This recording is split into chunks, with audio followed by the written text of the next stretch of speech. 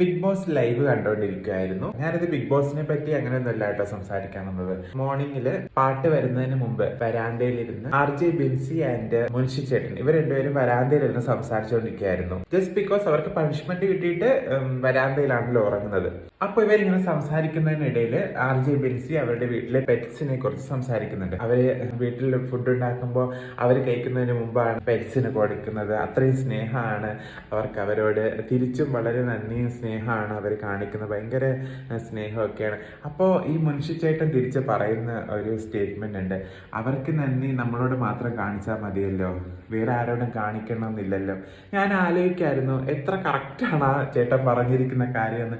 നമ്മൾ മനുഷ്യന്മാര് ഒരർത്ഥത്തിലല്ലെങ്കിൽ മറ്റൊരർത്ഥത്തിൽ അങ്ങോട്ടും ഇങ്ങോട്ടും ഒക്കെ സഹായങ്ങൾ ചെയ്തുകൊണ്ടിരിക്കുകയാണ്. ഒരു തരത്തില്ലെങ്കിൽ മറ്റൊരു തരത്തില് നമുക്ക് എത്ര പേരോടാണല്ലേ നന്ദിയും കടപ്പാടും ഒക്കെ ഉള്ളത്. വീട്ടുകാരോട്, നാട്ടുകാരോട്, അധ്യാപകരോട്, ഹോസ്പിറ്റൽക്കാരോട്, ഇലക്ട്രിസിറ്റിക്കാരോട്, അഗ്രികൾച്ചർ, കർഷകരോട്, ഗവൺമെന്റിനോട്, കൊളീഗ്, ഫ്രണ്ട്സ്, സ്ട്രേഞ്ചേഴ്സ്.